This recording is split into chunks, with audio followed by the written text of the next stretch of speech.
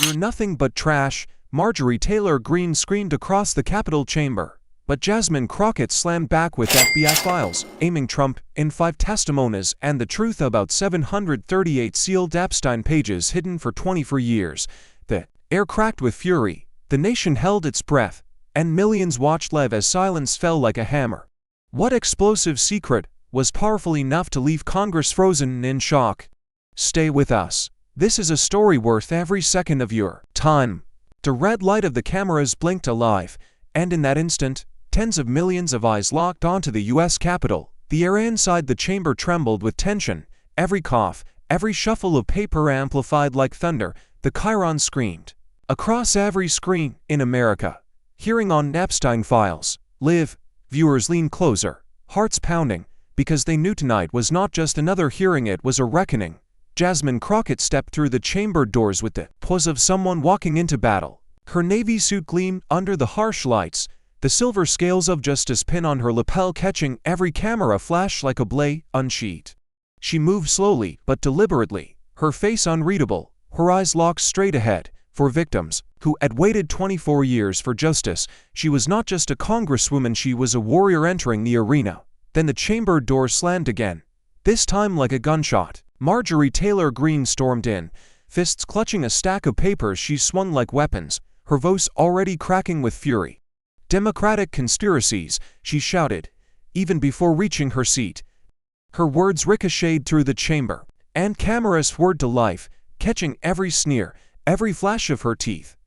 Greene slammed the papers onto the desk, and one sheet tore loose, fluttering to the marble floor as if even the evidence itself refused to follow her command. Across America, living rooms turned into arenas of their own. A nurse in Atlanta froze mid-step, a family in Detroit turned up the volume, a group of veterans in Phoenix sat rigid in silence.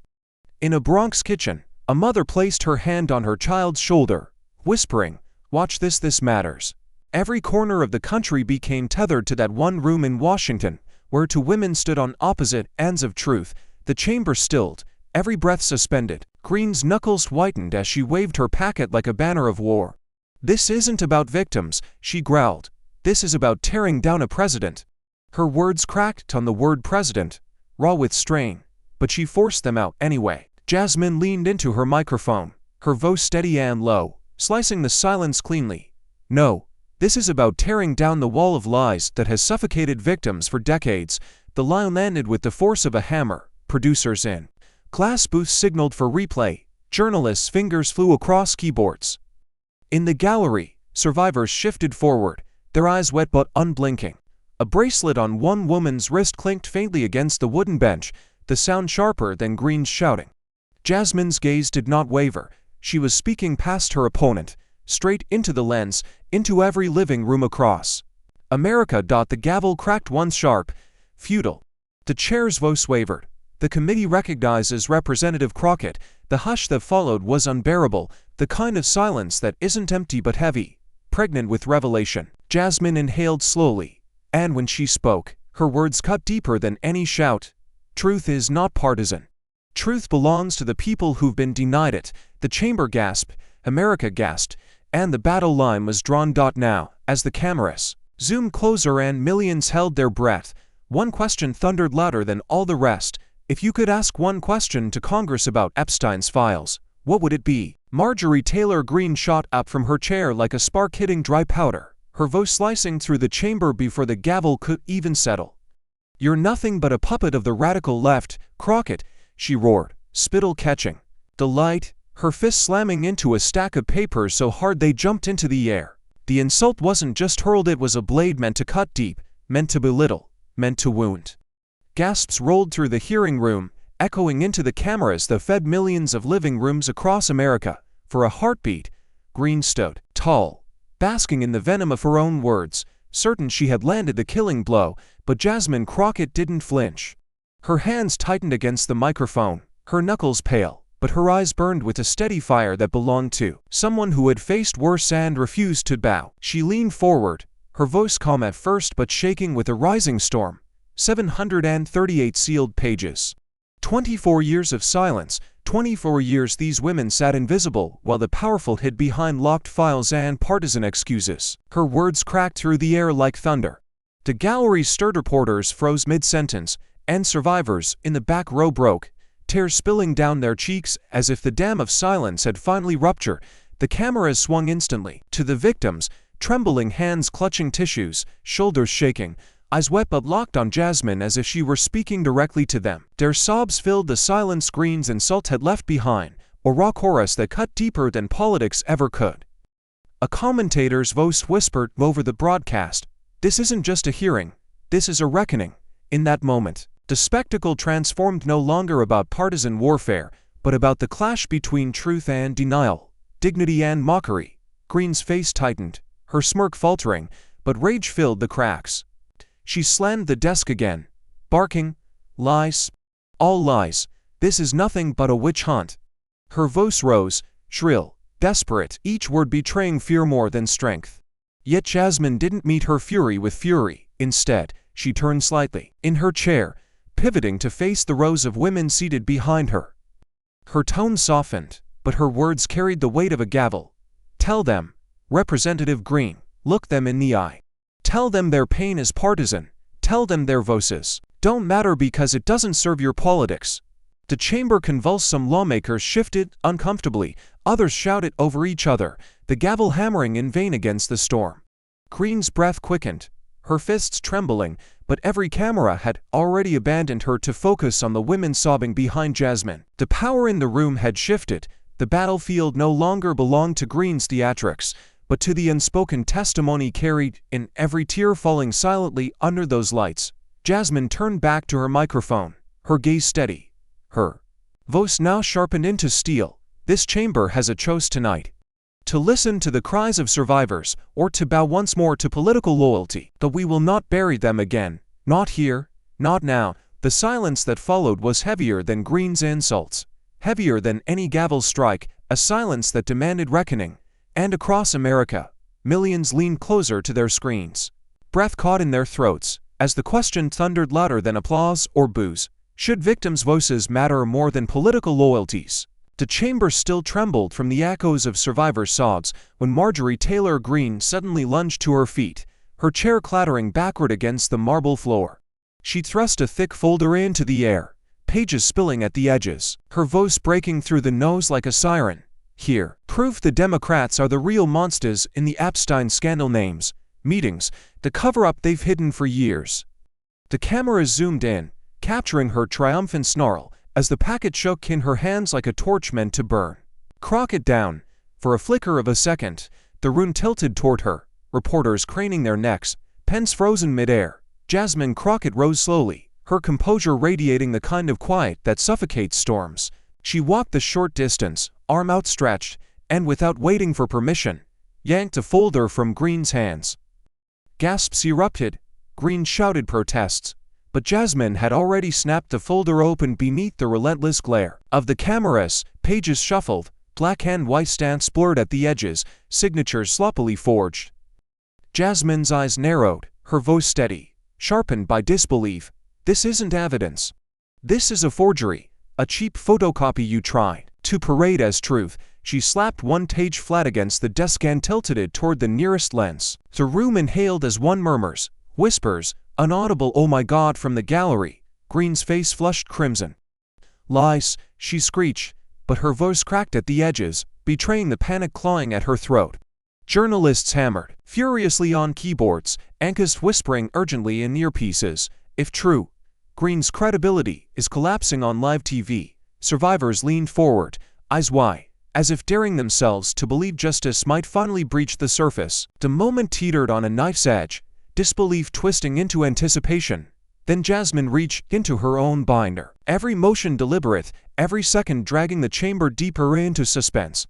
She produced a thin stack marked with the seal of the FBI, raising it high enough for every camera to catch. Her voice cracked through the chaos, low but devastating. 5 separate testimonies, and in each one, the same name appears: Donald J. Trump. The words detonated. The gallery erupted in gasps and shouts. Lawmakers leaned over tables shouting at one another. The gavel slammed uselessly against the chaos. Greene staggered back a step, her eyes wild, mouth open, no words forming. In living rooms across America, families shouted at screens, bars fell into stunned silence, social media exploded with hashtags #Epstein Files, #Trump named, #Truth exposed. Yet amid the storm, Jasmine's voice anchored the moment, calm but merciless. This is not theater, this is testimony. And testimony cannot be forged. The silence that followed rang louder than Greene's outbursts, a silence thick with disbelief and dread. And into that silence, one question echoed through the chamber, through the cameras, through every home glued to the broadcast. Do you believe the files will ever be fully released? The transcript pages still lay on the desk like live explosives when Marjorie Taylor Greene erupted. She slammed both fists down so hard the microphone screeched, her face twisted with fury, veins pulsing at her temple. "This is treason," she screamed, the words vibrating through the chamber like a gunshot. Her knuckles reddened against the wood, the echo bouncing from marble to gallery. Survivors in the back row flinched, as though struck again by the violence of denial itself. For a breathless instant, the hearing became less about words and more about raw, uncontained rage. Jasmine Crockett rose without haste, her chair sliding back with a quiet scrape, the sound almost tender against Greene's thunder. She didn't raise her voice, didn't match the fury. Instead, her words carried the calm weight of a blade pressed against stone. Justice doesn't serve parties, it serves the people. The line sliced cleanly through the chamber, silencing murmurs, pulling every camera lens to her face. The contrast was striking. Greene's veins bulging, spit flying, body trembling with anger, and Jasmine standing tall, unshaken, her eyes steady as if carved from resolve itself. The camera cut out sigh, and the storm continued beyond the Capitol walls. Trump supporters surged against barricades, chanting "Witch hunt! Witch hunt!" as flags whipped in the winter wind. A man in a red hat pounded a megaphone, while a woman waved a sign scrawled in black, 738 pages equals deep state lies. Police lined the barricades, their hands resting tensely on batons, the chants clashing with the muffled sobs of counter-protesters holding placards for Epstein's victims. The noise outside bled into the chamber through the walls, amplifying the sense that America itself was splitting into just beyond those locked doors. Inside, Greene leaned across the desk, her voice breaking, desperate to claw back control. "You smear a president who gave us strength, you smear our movement," she shouted, her words trembling not from conviction, but from the realization that the narrative was slipping from her grasp. Jasmine responded with silence at first, her gaze locked on Greene, until the weight of composure itself became unbearable. Then she spoke, voice quiet, almost gentle, yet devastating. "Strength is not shielding predators, strength is giving." To silence the voice, the chamber quivered with energy, some lawmakers pounding the table in anger, others in applause. News anchors scrambled over each other's voices. "We are witnessing an implosion," one whispered. "Greene's fury is uncontrollable, but Crockett's calm may be more dangerous than 1,000 shouts." Greene's fist shook again, but her rage no longer commanded the room, it only exposed her unraveling. Jasmine's calm became the center of gravity, pulling every eye, every camera, every heartbeat toward her. Across the country, in diners and union halls, in quiet homes and bustling bars, viewers leaned in, some nodding, others seething. The split screen of Greene's red-faced fury against Jasmine's steady defiance became an instant icon, an image destined to flood timelines and frame the headlines of the morning. The emotional pendulum had swung again, from rage to resolve, to the uneasy silence that follows a line no one can answer. And as the hearing pressed on, one question lingered in the minds of millions watching. Laugh. Who do you think looked more powerful in this moment, Greene or Crockett? The chamber was still vibrating from Greene's fury when Jasmine Crockett leaned forward, her hand pressing firmly on the table, her voice cutting into the silence like a scalpel. She didn't shout, she didn't need to. "Do you remember Representative Nancy Mace?" she asked, her tone measured, but weighted with something heavier than accusation. The room stilled, even Greene's breath caught in her throat. A Republican, a survivor. A woman who broke down in this very building, leaving a hearing in tears because she could not sit through another moment of hearing victims silenced. The words lingered like smoke, creeping into every corner of the chamber. The screen behind her flickered, controlled by aides who knew this moment had to strike with precision. Statistics flashed in red and white. 1 in 5 American women are survivors of sexual assault. Gasps echoed through the gallery as the number glared like an open wound across every television screen in America. Reporters dropped their pens. Some lawmakers shifted in their seats, their hands gripping armrests, eyes darting to the cameras. Outside, the chants of Trump supporters dimmed for just a moment, drowned out by the weight of math. Millions upon millions of women carrying scars the nation still refused to see. Jasmine's voice deepened, trembling now with fury as her calm cracked open into something raw. 1 in 5. That is not a statistic. It is your daughters, your sisters, your wives, your neighbors. It is Nancy Mace. It is every woman who sat in silence while predators thrived under protection. And for 24 years, this government chose loyalty to the powerful over justice for the powerless. She turned her gaze to the survivors seated behind her, their eyes wet, their hands clasping each other like lifelines. One nodded slowly, another whispered something no one could hear but everyone could feel. The chamber fell into a crushing quiet. Greene opened her mouth, ready to spit venom, but nothing came. Her insult would have sounded obscene against the sight of those women shaking in the back row. Cameras zoomed in, faces of survivors filling every screen. In America, raw emotion beamed into living rooms, diners, crowded bars. News anchors broke into whispers. This is no longer about party. This is about human survival. Jasmine pressed harder, her finger tapping the stack of sealed files like a drumbeat of accusation. 738 pages sit locked away. How many more Nancy Maces are buried in those files? How many more lives shattered while we bicker about politics?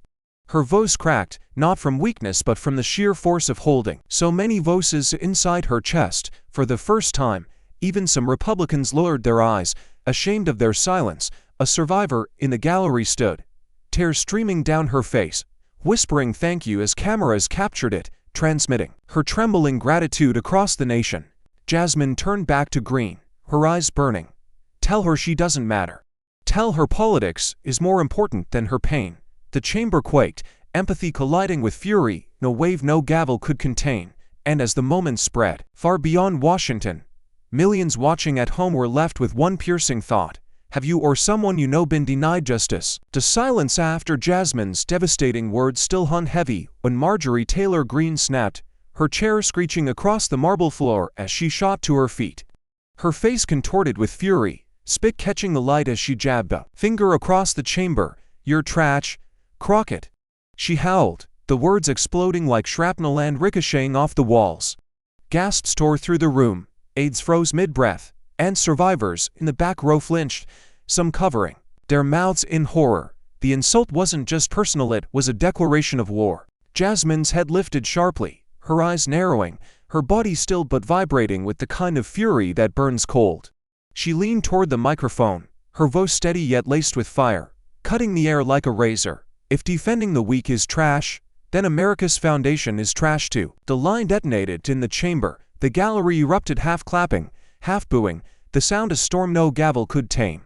The chair hammered the block so violently, the echo cracked like gunfire, shouting for order, but order had already collapsed into chaos. Greene banged her fists on the desk, screaming over the nose, her voice raw, ragged. You disgrace this body. You disgrace this country. Her words dissolved into shrieks as she waved her hands wildly, papers scattering across the chamber floor like confetti at a funeral. One fluttered to the feet of a survivor, who bent to pick it up, staring at the meaningless scribbles, shaking her head in disgust. Jasmine didn't back down. She stood now, hands planted on the desk, towering in her resolve. The only disgrace here is a chamber that protects predators while spitting on their victims. She fired back, her words amplified by the roar of approval rising from the gallery.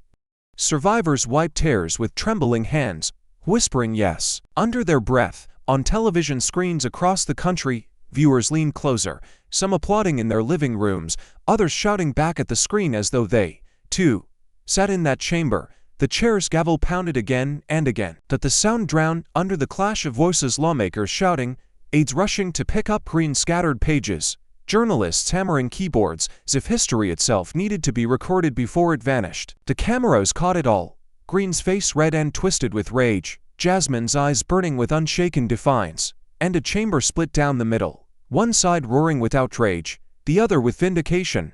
Outside the Capitol, the chants grew louder, as if the fury inside had spilled onto the streets. "Release the files," countered by Trump. Trump, Trump. The sound bled through stone walls, merging with the chaos until it felt like the whole country was inside that room, screaming, crying, demanding.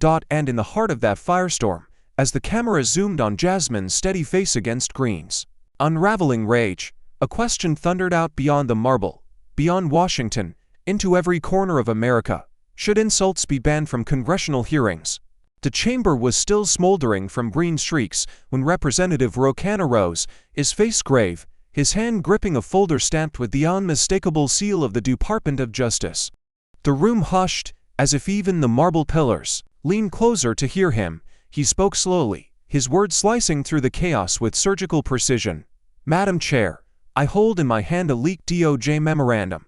It confirms what so many have suspected: Epstein records were deliberately withheld. Not for national security, not for privacy, but because of political pressure." The word pressure landed like an explosion. A gasp rolled through the chamber. Aides fumbled their papers, and cameras swiveled in unison toward Jasmine Crockett, waiting for her response. Jasmine stood instantly, her voice already blazing with controlled fire. 24 years of silence didn't happen by chance. 738 pages don't just vanish into thin air. They were buried, and this memo tells us why. She raised her finger, stabbing the air as though pointing at the ghost of corruption itself. Pressure from Trump's allies. Pressure to protect a man whose name appears again and again in sworn testimony from victims who've lived in the shadows of power and fear. Her words thundered across the room, drawing the survivors behind her to their feet, tears streaming as they nodded in trembling agreement. Marjorie Taylor Greene's mask of defiance cracked. She bolted upright, arms flailing, her voice shrill with panic. "Lies, fabricated lies, deep state garbage." She shrieked, the desperation in her tone louder than her words.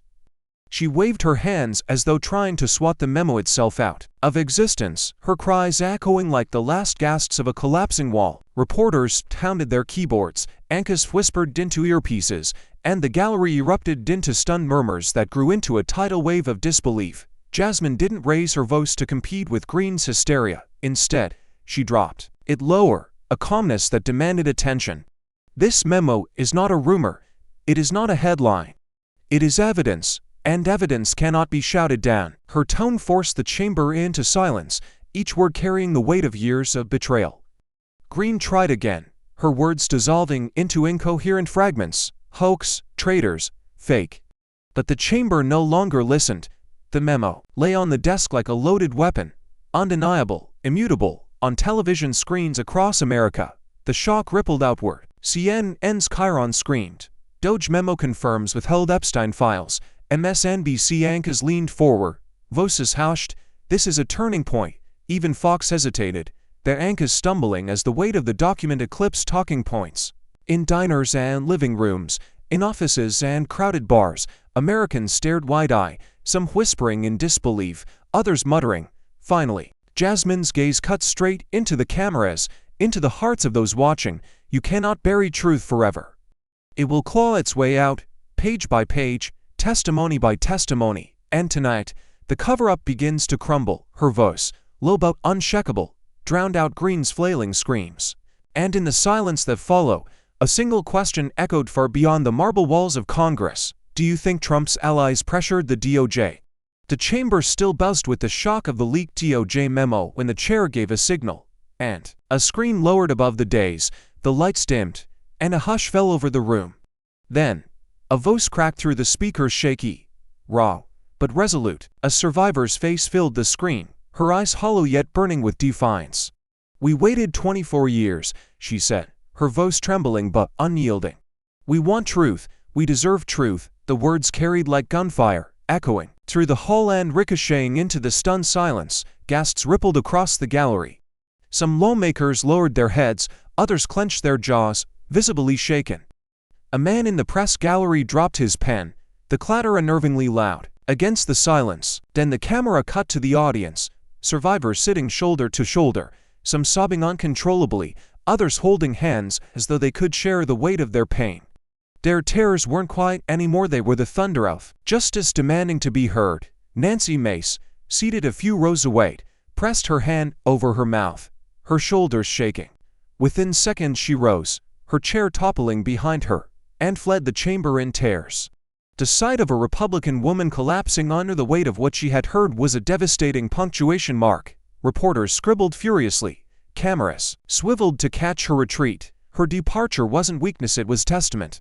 It was proof that pain didn't follow party lines. Jasmine Crockett stood, visibly moved but composed, her eyes wet as she turned to the gallery. Slowly, deliberately, she left her seat and approached the survivor's bench.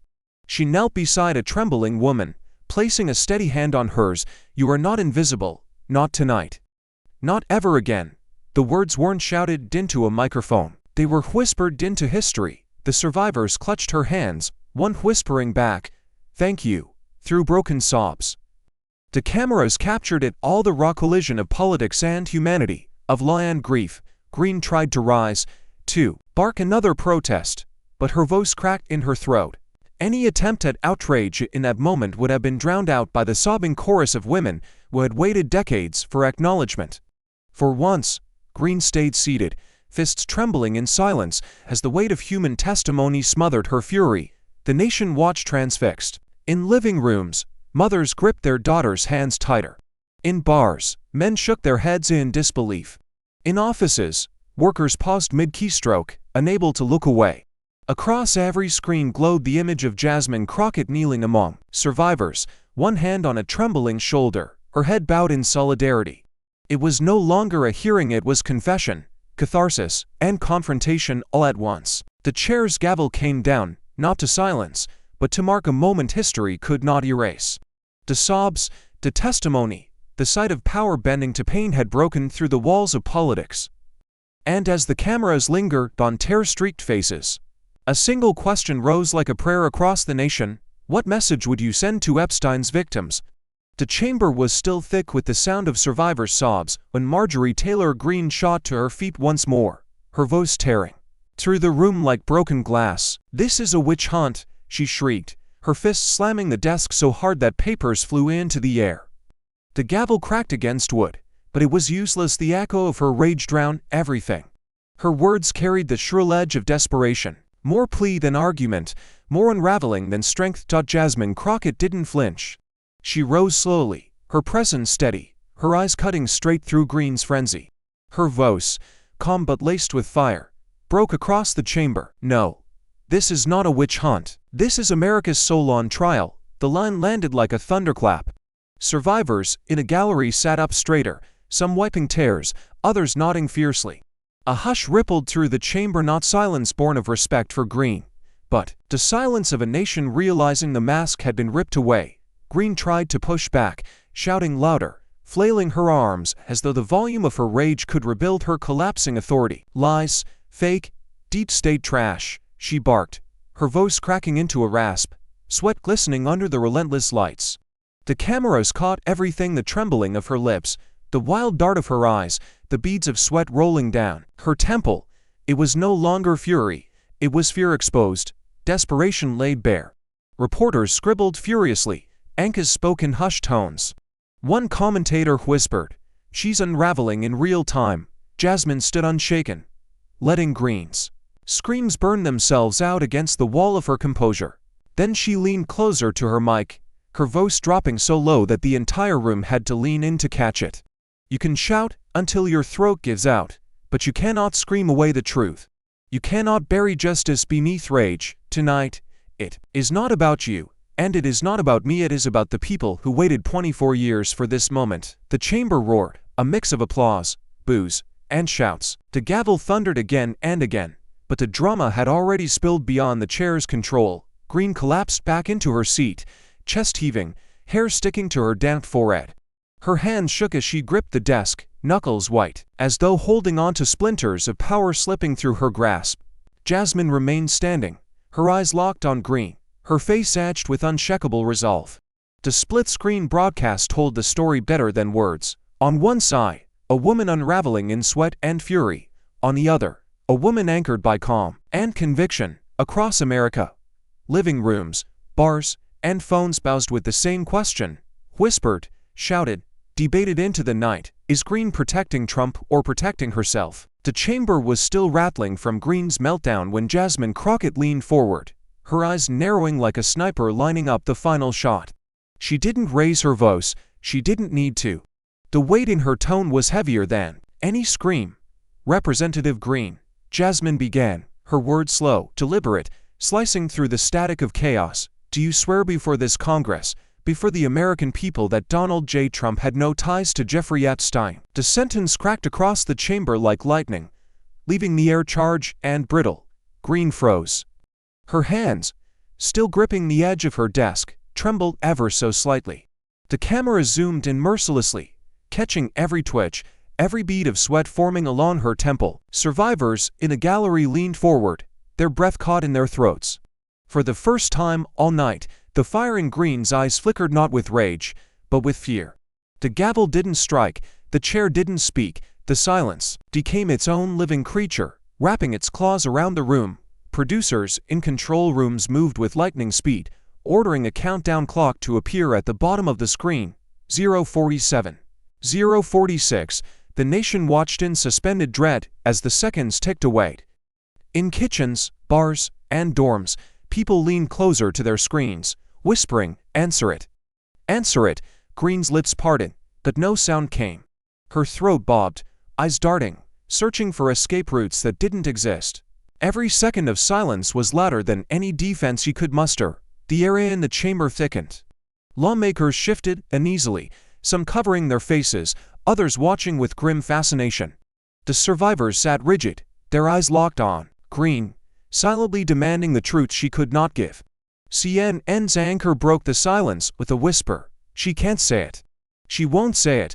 Fox's cameras stayed glued to her face, but their host stammered into dead air, unable to spin the unspinnable. Even the protest chants outside seemed to falter, drowned beneath the deafening roar of Greene's silence. At 0:10, Jasmine leaned back in her chair, never breaking eye contact. Her expression was steady, almost sorrowful, like a surgeon watching a patient flatline. At 0:03, the gallery erupted in gasps, some clapping, some jeering, and when the clock hit 0 o'clock, the screen flashed in bold letters. 47 seconds of silence. The chamber shook with no applause, boos, shouts, the gavel hammering like a war drum, but the damage had already been done. Across America, millions sat stunned, watching the still image of Greene's frozen face replayed on a loop. It wasn't just silence, it was confession by absence, guilt carved into live television. And as the echo of that moment rolled out into the night, one haunting question gripped the nation. What would you have said if you were Greene? The chamber seemed to stop breathing. 47 seconds stretched into an eternity, each one heavier than the last. Greene's silence hung in the air like a noose, her lips parted, her chest heaving, but no sound escaping. The countdown clock glowed mercilessly on television screens. 0:41, 0:40, 0:39. Every tick echoed louder than her screams ever had. Reporters in the press gallery hammered at keyboards, the rapid-fire clatter sounding like machine gun fire in the tense stillness. Gasps rippled through the audience, sharp and jagged. Survivors leaned forward, eyes wet, hands clenched into fists on their laps. A woman whispered, "Say it, just say it," her plea carrying into the charged chair. The gavel stayed still. The chair knew no strike could break this moment. Cameras zoomed closer and closer, capturing every bead of sweat sliding down Greene's temple, every nervous twitch in her fingers, every second of paralysis. This wasn't politics anymore, it was a crucifixion by silence. Outside the chamber, the world erupted. Hashtags exploded onto every feed. Hashtag for 7 seconds. Hashtag Epstein truth. Hashtag Greene frozen. Millions of phones buzzed at once, alerts flooding timelines. On Twitter, the silence trended louder than any words. On TikTok, clips of Greene's frozen stare looped with captions like 47 seconds that shook America. Even the protest chants outside the Capitol faltered, replaced by the raw collective shock of a nation witnessing history stall in real time. The broadcast cut into a split screen. In a bar in Cleveland, beer mugs stopped midair as patrons leaned toward the TV. In a diner in Alabama, forks hovered above half-eaten plates as families stared wide-eyed. In a college dorm in Chicago, students pressed their hands to their mouths, whispering, "She can't answer," In a quiet living room in Phoenix, a veteran gripped the armrest of his recliner until his knuckles turned white. Every corner of America, red or blue, rural or urban, seemed tethered to that chamber, their breath sensing with the ticking of that clock. By the final 10 seconds, the silence had transformed into something unbearable. The reporters' typing had slowed. The audience's gasps had turned into a suffocating hush. The country itself seemed to hold its pulse. Jasmine Crockett never broke eye contact, her calm gaze a mirror that reflected Greene's unraveling for the world to see. At 0 o'clock, the graphic flashed. 47 seconds of silence. The chamber erupted into chaos. Applause, boos, shouts colliding in a storm. The gavel hammered like a desperate heartbeat, but nothing could erase the image that had already burned into the nation's memory. And as the broadcast replayed Greene's frozen face on an endless loop, Americans asked each other the same haunting thing: where were you when you saw those 47 seconds? The clock struck 0 o'clock, and the chamber detonated. Applause cracked like thunder from one side, while boos and jeers roared from the other, colliding in a storm of sound so violent the marble walls seemed to shake. Reporters shouted over each other, cameras flashed in relentless bursts, and aides scrambled to restore order as the gavel pounded like a desperate drumbeat. The survivors in the gallery rose to their feet, some sobbing, others clapping, their cries piercing through the din like a hymn of vindication. In the middle of the chaos, Jasmine Crockett moved with disarming calm. She exhaled, slow and steady, and lowered herself back into her chair, her hands folded neatly on the desk. She didn't raise her arms in victory or bask in the no, she didn't need to. Her stillness spoke louder, and the eruption, her composure the mark of someone who had just shifted history with a single question.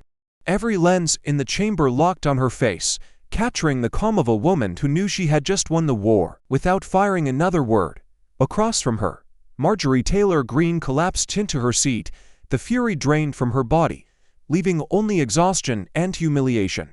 Her face fell into her hands, her shoulders heaving as the sweat glistened under the harsh lights. The cameras caught everything: the trembling fingers pressed against her temples, the wild dart of her eyes as she tried to avoid the glare of the nation staring back at her. The once defiant voice of MAGA's loudest warrior had been reduced to silence, not by force, but by truth she couldn't refute. The chamber itself became theater. Lawmakers pounded desks in rage or triumph, the air charged with catharsis. A Democrat shouted, "Enough lies," while a Republican muttered under his breath, "This will haunt us in November." Anchors on live television leaned in, voices trembling with adrenaline. "We are watching the collapse of Greene's credibility live and filter, undeniable." Social media bowled over, clips of Greene's silence already flooding feeds with captions like "Career over." Jasmine glanced once at the gallery of survivors. Their eyes met hers, and in that silent exchange, the eruption of no's faded into something deeper, a sense that justice, however incomplete, had cracked the surface. She offered the smallest nod, and they wept harder, their grief transformed, for a fleeting moment, into triumph. The gavel thundered again and again, but order was already lost. America wasn't just watching, America was living inside this chaos, hearts racing, fists clenched, unable to look away. And as the camera lingered on Greene's broken posture beside Jasmine's unshakable calm, one question lit up across the nation like a verdict waiting to be written. Did Jasmine just end MTG's career? The echoes of the chamber still rattled through the Capitol, and the nation's screens lit up in unison. CNN's chyron blazed across the bottom of the broadcast like a siren. 47 seconds that shook Congress, clips of Greene's frozen face and Jasmine's piercing stare looped endlessly, anchors speaking in tones usually reserved for declarations of war. A silence that spoke louder than any denial. One commentator whispered, the word sinking into the homes of millions. The footage replayed again and again, each cycle magnifying the weight of those wordless 47 seconds. Fox News scrambled to contain the fallout, their hosts trying to spin the silence into strategy. Perhaps Greene was being cautious. Perhaps he chose dignity over a circus, one pundit suggested, but the cracks showed instantly. Split-screen panels argued in real time, voices overlapping. One Republican strategist shaking his head. Caution. It looked like collapse. The tension bled through the cameras, the unease unmistakable. Even their viewers could sense it. This wasn't just a stumble, it was a fracture. Meanwhile, the internet detonated. Memes flooded Twitter within minutes. Greene's blank stare caption buffering. Or when Wi-Fi dies in the middle of a lie, TikTok stitched her silence with dramatic countdown music, users whispering 47 seconds too long. Podcasts rushed to drop emergency episodes, titles screaming the freeze heard round the world. Hashtags surged to the top. Hashtag for 7 seconds. Hashtag Epstein truth. Hashtag Greene frozen.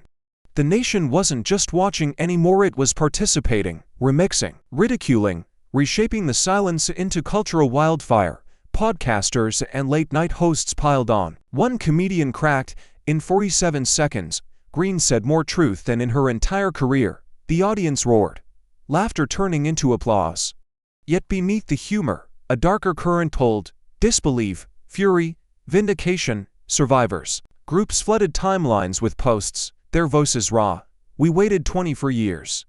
She couldn't even speak for 47 seconds. The silence that had humiliated Greene was now a rallying cry, transformed into fuel for justice long denied. Everywhere, Americans asked the same question. What did that silence mean? In diners, whispers grew into arguments. In classrooms, students replayed the clip, their teachers unable to stop them. On Wall Street trading floors, brokers paused mid-call to watch the loop again. It was as though the country's bloodstream had been injected with disbelief, frenzy, and a hunger for clarity. And yet, clarity remained elusive. Was the media illuminating truth, or bending it into spectacle? Did those 47 seconds reveal corruption, or merely craft another political battlefield? The nation couldn't agree, but it couldn't look away either. And as the chyron glowed, the feed scrolled, and the silence replayed, one question burned hotter than the rest. Did media tell the truth or spin it? The frenzy had barely cooled when a familiar shadow loomed over the storm. From his Florida estate, Donald Trump issued a statement blasted across news alerts and social media, in all caps, "Total hoax." The words lit up phones like flares. In the night, ricocheting across the nation. On Fox, his allies repeated the line as if it were scripture, insisting the entire hearing was nothing but theater. But the timing, the tone, and the rage in those two words only deepened the unease. If it was truly nothing, why did it feel like everything? Within hours, MSNBC cut live to Jasmine Crockett, seated in a studio, her face calm, but her eyes blazing. She leaned into the microphone, her voice deliberate, each word weighted with defiance. If it's a hoax, then why are 738 pages of Epstein files still sealed? Why keep victims waiting 24 years if the truth is so harmless? What's the real reason the DOJ has been bending under pressure from Trump's allies? Her questions landed harder than accusations, searing through the airwaves. In the studio control room, producers exchanged wide-eyed glances. They knew this clip would replay for days. The split screen flashed between Trump's statement on one side and Jasmine's stare on the other. The contrast was brutal on one side, denial in capital letters, on the other, evidence and numbers carved into steel.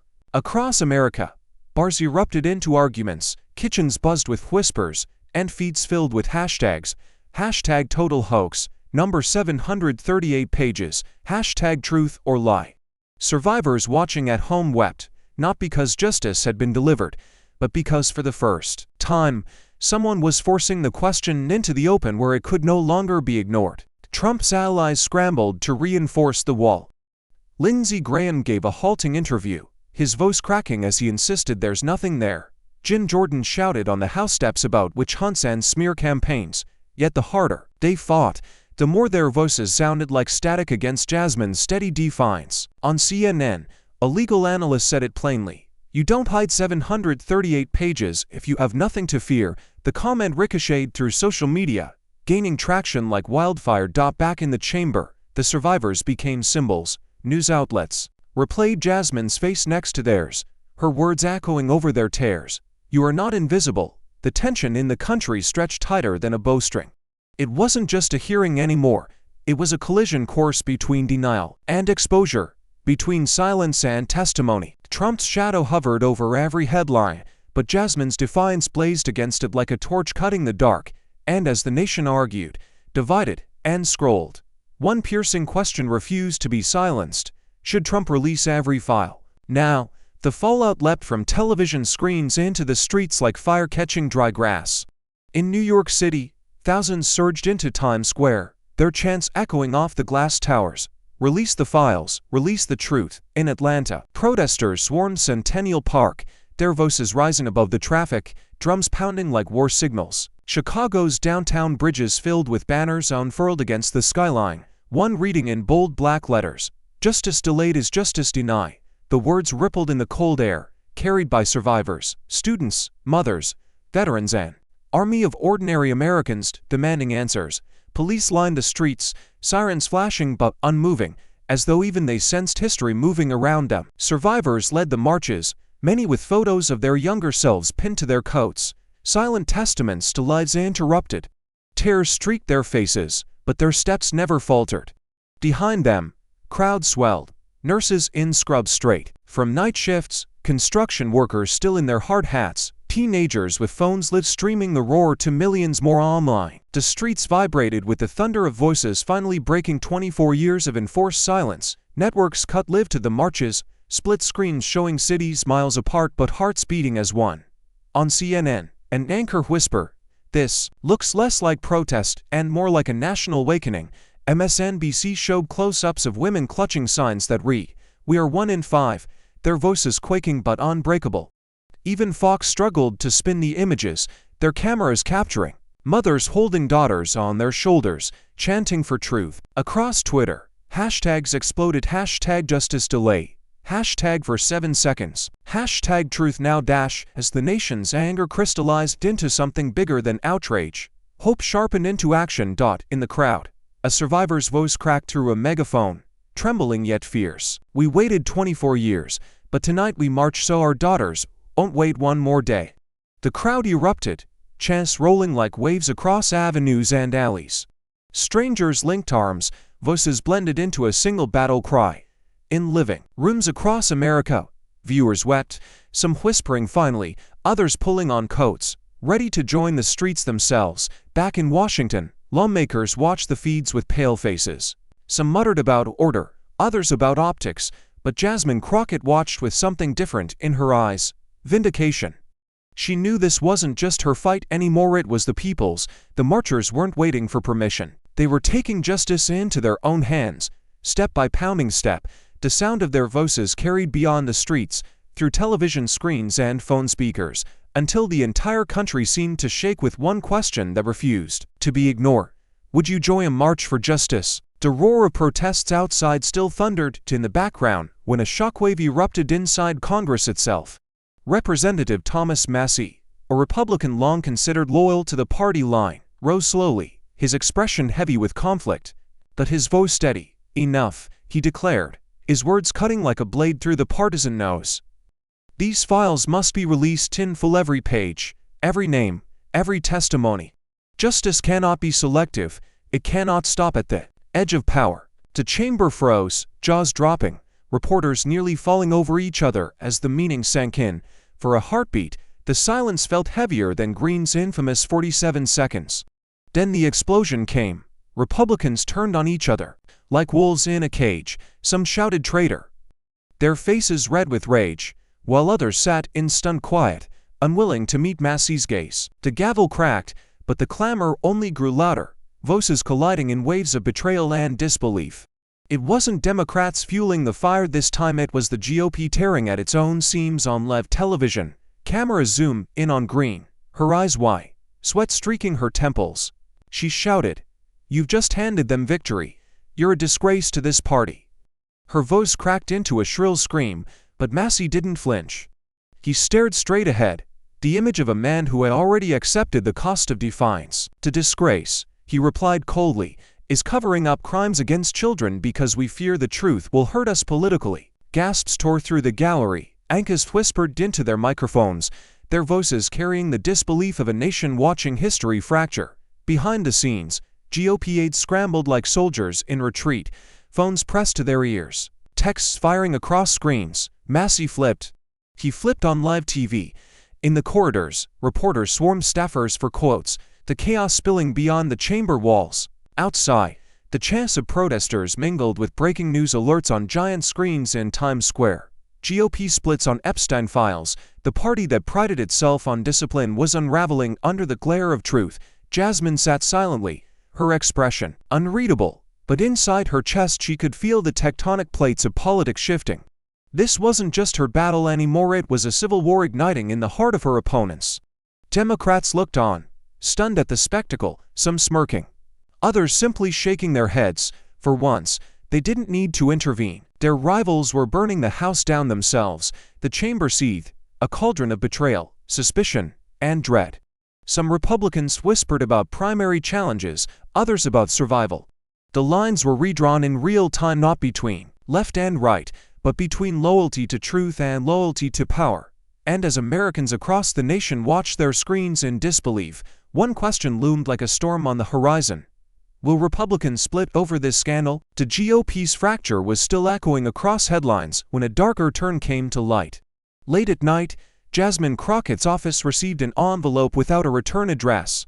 Inside were photographs of her at the Capitol, circled in red ink, alongside a note scrawled in block letters, "Shut up or else." The FBI was called immediately, their agents moving swiftly, examining fingerprints, canvassing security footage. News of the threat broke within hours, and America awoke to a chilling headline: Crockett under threat, FBI investigating. The danger was real, but Jasmine refused to retreat into silence. Instead of canceling her schedule, she leaned forward into the storm. Days later, she walked into a packed town hall in Dallas, flanked by plainclothes agents scanning every corner of the room. Survivors filled the front rows, clutching signs that read, "We believe and justice now." The air buzzed with fear, but also with resolve. Jasmine took the microphone, her voice calm yet defiant. "They can threaten me, they can try to scare me into silence. But if I stop speaking, then every survivor who waited 24 years loses their voice again. And that will not happen on my watch." The crowd erupted, cheers colliding with sobs, the sound of fear transforming into courage. Outside, the threat hung heavy. Protesters shouted her name in support, while counter-protesters screamed accusations, their chants echoing. In the night, police lined the streets, their presence a reminder that words now had become weapons. Inside the hall, Jasmine didn't flinch. She told stories of women she had met, mothers, daughters, teachers whose lives had been scarred by silence. She read aloud from the DOJ memo, her voice unwavering even as the room's tension rose. "The truth is dangerous to those who fear it. That's why they want to shut us down." Reporters captured every second, broadcasting the town hall live. CNN ran the chyron. "Crockett defies threats. Justice is non-negotiable." On MSNBC, analysts marveled at her courage. Even Fox couldn't ignore the spectacle, one commentator admitting, "Whether you agree with her or not, she's standing taller than most would under these circumstances." The threats, intended to silence her, instead amplified her voice. 2 millions more. At the back of the hall, an FBI agent scanned the crowd, his hand resting near his sidearm. Jasmine glanced at him briefly, then turned her gaze back to the survivors. She clasped a trembling hand, looked the woman in the eye, and said, "You are not alone." Not anymore. Cameras captured the moment, and it ricocheted across the nation. An image of danger met with courage, fear met with defiance. The night ended with chants shaking the walls. Justice. Justice. Justice. Outside, the threat remained. But inside, Jasmine Crockett had made her choice. Stand tall, no matter the risk. And as America watched, breath held tight, the question became unavoidable. Would you stand tall under threats? The threats against Jasmine were still making headlines. Hundreds of miles away in Georgia, Marjorie Taylor Greene walked into her own town hall expecting loyalty. The gymnasium lights burned hot, banners of her name hung limp, and cameras streamed. The event lived to local stations. She gripped the microphone with the swagger of old, her voice sharp as she launched into the familiar script. "This is all witch hunt. I stood up for President Trump when the radicals tried to destroy him." But instead of cheers, a murmur of discontent rippled through the crowd. A man in the third row shouted back, "We believed you, now we see the truth." The words landed like a punch, and the room shifted instantly. Greene froze for a fraction of a second, then forced a brittle smile, trying to laugh it off. "Fake news clips don't tell the whole story," she snapped, but her voice betrayed a quiver. From the back, another voice rang out, louder this time. 47 seconds, you couldn't answer the question. The crowd roared not with applause, but with jeers, booze cascading through the gymnasium like a collapsing ceiling. Greene raised her voice, shouting into the mic, "Don't believe their lies." That the more she fought, the louder her constituents turned against her. Phones shot into the air, recording every second. Within minutes, clips of Greene drowning under heckles were flooding Twitter, TikTok, Instagram. One video showed her stammering, eyes darting, sweat visible under the harsh lights as someone yelled, "You protected him instead of us." Another clip cut sharply to a woman's voice crying out, "Justice delayed is justice denied, remember that." The chant caught like fire, spreading across the gym until the words rattled Greene's own stage. She raised her hand, trying to regain control, but the sight of her flailing only deepened the humiliation. Cable news pounced instantly. CNN ran with the headline, "From hero to heckled, Greene turned on by her base." MSNBC commentators called it the implosion of MAGA loyalty. Even Fox struggled, airing the clip but framing it awkwardly, their hosts grimacing as the boos echoed through the broadcast. Social media turned merciless memes of Greene holding her head in her hands, captions reading "Collapse in Georgia, the fall of MTG," and 47 seconds to long. By the end of the night, Greene slumped backstage, makeup streaked with sweat, aides whispering furiously as her phone buzzed nonstop with notifications she couldn't bear to read. She had once walked into town halls to roaring applause. Now she left under the shadow of betrayal. The image of her own supporters shouting her down burned into the nation's memory. Across America, people replayed the footage, sharing it, dissecting it, laughing or grieving depending on which side they stood. That the question hung heavier than the laughter, sharper than the boos, and impossible to ignore. Has MTG lost her power forever? The chamber was still trembling from Greene's collapse when Jasmine Crockett rose one final time. She didn't slam her fists or raise her voice. Instead, she stood with the calm certainty of someone who knew history itself was about to lean forward. Her eyes swept the room, the survivors in the gallery, the lawmakers still shaken, the reporters scribbling furiously, and then she spoke, her voice steady, resonant, impossible to ignore. "Justice has no party. Justice is for the people." The words rolled across the chamber like a wave, heavy yet cleansing. Lawmakers who had sat stone-faced all night shifted in their seats, some lowering their heads in shame, others slowly lifting their hands in applause. The gallery erupted, survivors rising to their feet, clapping through tears, the sound of decades of silence cracking open into vindication. The gavel struck, but not to silence, it struck as punctuation, marking the moment when politics bent its knee to truth. Greene sat slumped in her chair, face hidden in her palms, while across the aisle Thomas Massie nodded solemnly, the fracture inside the GOP visible in every expression around him. The camera panned across the chamber, capturing the unthinkable, Republicans and Democrats alike rising, one by one, until the hall was on its feet in a rare standing ovation.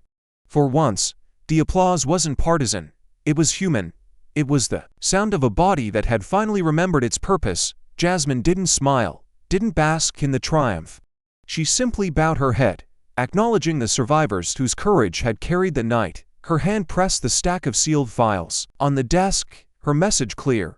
This was not an ending, but the beginning of a reckoning. Across the country, television screens flickered with the image of her standing alone yet unshaken, a single figure who had turned silence into a national outcry.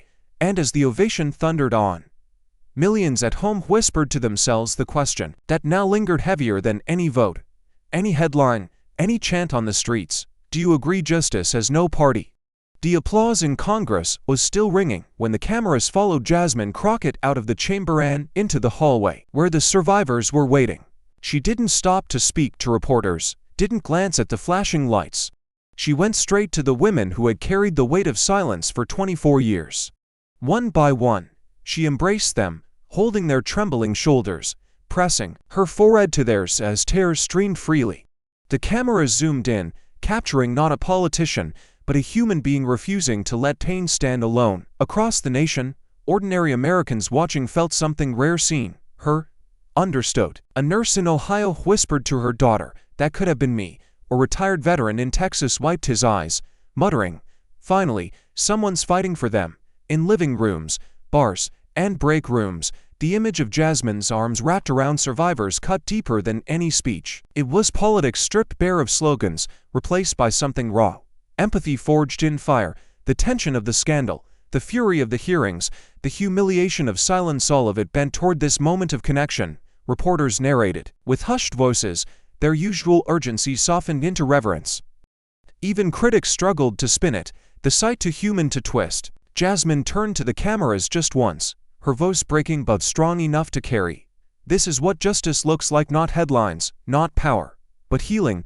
The footage spread instantly, looping across every screen, flooding social media with comments like she gave them back their dignity. America, fractured and furious, found itself united for a fleeting breath. And as the night closed in, one question lingered in every heart. What gives you hope in America today? The chamber lights dimmed as Jasmine Crockett stepped away from the dais, the roar of applause fading into a solemn hush. The narrator's voice carried over the final images, steady and resonant. A warrior for justice is not defined by enemies, defeated, but lives defended. The words echoed like scripture, hanging in the air long after the gavel's last strike. Jasmine walked through the hall, her posture unbowed, every step deliberate, every breath heavy with the weight of what had just unfolded. In the corridors beyond, she did not pause for the cameras. She stopped first for the janitor mopping the marble floor, shaking his calloused hand with a smile that reached her tired eyes.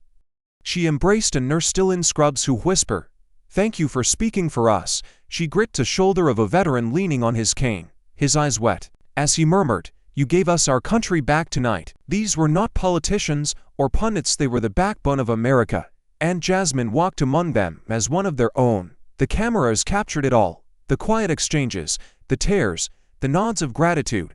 There was no victory parade, no triumphant smirk, only a woman carrying the torch of justice out of the chamber and into the people's hands. The frame tightened on her face for a final moment, her eyes steady, her expression resolute, before the screen bled into black. And as the silence settled, heavier than applause, stronger than anger, one final question rose like a challenge to every viewer, piercing the dark with its demand. Will you stand for truth, even when it costs everything? True courage is born not in moments of comfort, but in the fire of risk and sacrifice. Jasmine's stand proved that truth has the power to topple lies, and justice is carried forward when ordinary people refuse to look away. In life, each of us faces moments where silence feels safer than speaking, but history is never changed by silence. It is changed by voices that rise, even when they tremble. Let this story remind you that your voice matters, your choices matter, and your courage can ripple far beyond what you see. So I ask you, when your moment comes, will you rise for truth? Thank you for watching until this moment and for standing with us on this journey for justice. Your support means everything. Like, subscribe, and turn on notifications so you never miss what's next. And we'd love to hear your thoughts. Leave a comment below and let us know what moved you most in this story. Together, our voices make a difference.